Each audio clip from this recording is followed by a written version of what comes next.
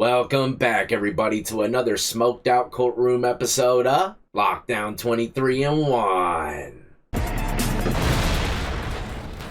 That's right, smoked out courtroom it is. We got two murderers getting sentenced for their filthy crimes. This lady right here is going to be sentenced for the killing of her boyfriend's 18-month-old son. And this fella right here is going to be sentenced for the murder of his wife. Man, oh man, the times that we're living in these days are absolutely wild. I can only imagine what it's going to be like 20 years from now. Either way, if you're new to the channel and enjoy all things lockup and crime related, then this is absolutely where you need to be. Hit that like, subscribe, notification bell before you leave, and check out my beautifully assorted playlist with many more videos for you to start watching today.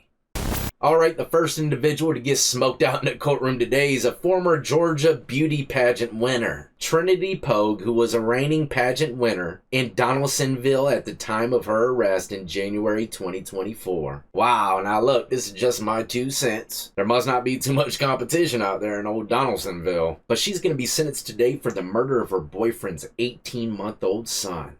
Bobby, please turn the turbines on to level 5. She deserves every ounce of it. And yes, Bobby is real. On count 1, it says, we the jury find the defendant not guilty. On counts 2, 3, 4, 5, and 6, the verdict reads, we the jury find the defendant guilty. Of felony murder, 2 counts, aggravated battery, 2 counts, and cruelty to child in the 1st degree. How does it go from a face like this to this? In a matter of milliseconds, this girl's faker than a gang member in a suburban neighborhood. Count 1, it says, we the jury find the defendant not guilty. On counts 2, 3, 4, 5, and 6, the verdict reads, we the jury find the defendant guilty. Of felony murder, 2 counts, aggravated battery, 2 counts, and cruelty to child in the 1st degree. Y'all can have a seat. Daytona, Smokeville, USA. Ladies and gentlemen, it's been a tough week for you, I'm sure, and I know that you probably had a lot of places you would have rather been this week than here. I do want to thank you tremendously for your service.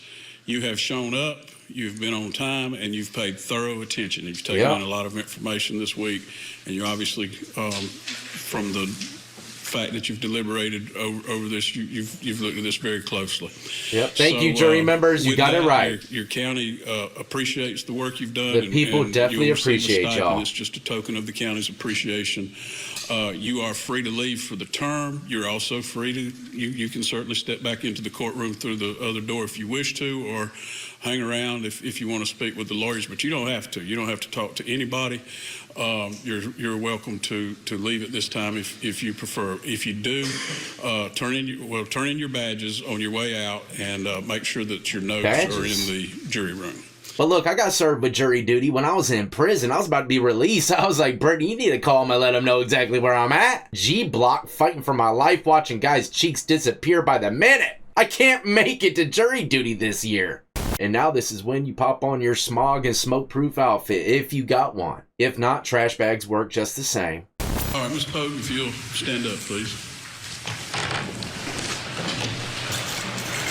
I don't do a lot of speaking when I'm passing the sentence. I've heard the case, and I've, considered the tragedy on the left side, on my left side, and on the right side, and there's a lot of tragedy to go around here. Yep. The whole time that I'm hearing a case, I think about what the appropriate sentence would be. And this conduct all led, in my opinion, to the offense of felony murder. Even the charge that, would have merged with count 3, but does not because count 3 is vacated by count 2. That's a lot of technical jargon. But the bottom line is you're going to receive a sentence of life in prison, which is the appropriate sentence for the conduct that you have been convicted of. And that is going to essentially be the sentence that the court passes in this case. You will be sent on, so on count 2, I sentenced the defendant to serve life in prison. And on count 6, I sentenced the defendant to serve 20 years in the state penitentiary. Straight barbecue. Those sentences will run concurrent. I do wish to advise you, Ms. Pogue, that you have 30 days to appeal. Consecutive would have been better. You also have 4 years within which you could seek habeas corpus. I hope this can bring some closure to the family. It's just a complete tragedy. And I hope that you can, in your old days, have some sort of life after serving this sentence. And life while you're in prison. I guess you just have to make the best of it. But that's the sentence of the court. Yeah. Wish everybody the best. And, compliments to the judge. I like how he said, I don't speak much before sentence and pretty much getting straight to the smoke session. And second of all, the order of the guilty verdicts. He took that not guilty route first. Man, her hopes were up in the sky, weren't they? Only to be shattered.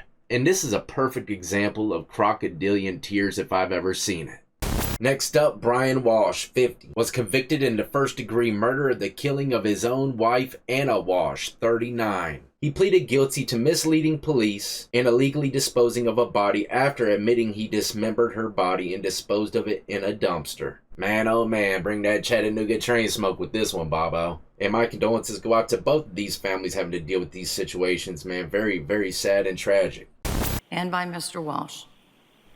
It's clear to me that Anna was a bright light in the lives of many people.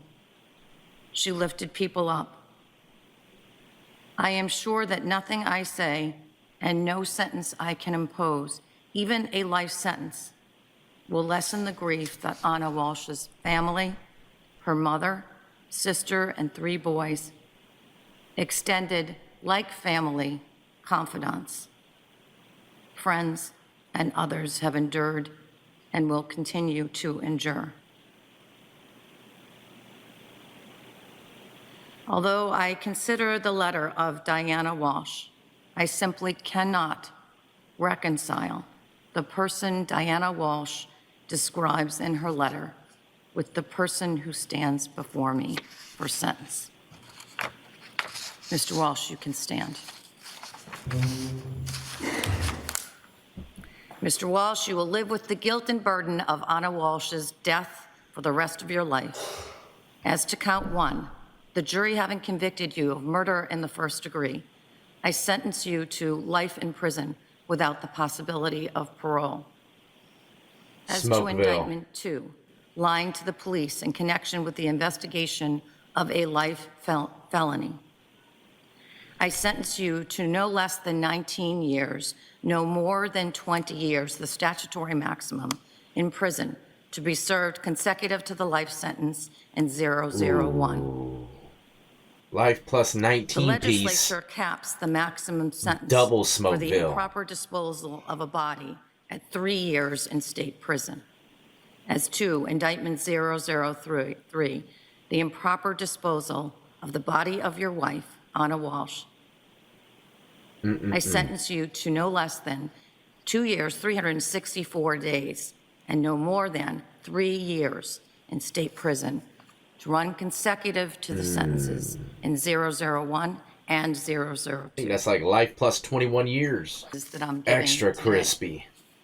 Well, there you have it, ladies and gentlemen. 2 sentences that many people have been asking me to bring their way. Hopefully you enjoyed, and stay tuned. I might be doing an updated video on the Mickey Steins case. I don't know if you remember the judge getting shot and killed in his own chambers by one of his own deputies, sheriffs. I don't know exactly what the title is, but either way, it's juicy, man. The things that are supposed to be coming out about this case are going to blow our minds away. From what I heard, at least, not to mention the cul-de-sac sicko. That one girl I went to high school with that ended up sleeping with the neighbor's twin sons? Ashley Watts was charged with 3 felony counts of indecency with a child in relation to the accusations. The Chesapeake Police Department launched an investigation into Watts after receiving an anonymous tip regarding an alleged sexual relationship with both minors on February 22nd. Watts' husband said that he found his wife on the couch topless with one of the boys, who was pretending to be asleep. Oh man, the good old playing possum. Either way, her court date's coming up. I can't wait to see what happens with her. And look, I got a buddy that works for the UPS. He sends me articles of all these individuals we went to school with getting caught up in crimes now. Man, you'd be surprised all these popular individuals diddling with kids. I'm here to tell you, never in a million years did I think these guys get caught up for these kind of crimes. Crazy to think what kind of sickos people turn into as they get older. Anyways, hopefully you enjoyed the smoke sessions of the day. Stay tuned, I got plenty more content coming your way. In the meantime, though, as always, y'all be easy, be safe, and stay free.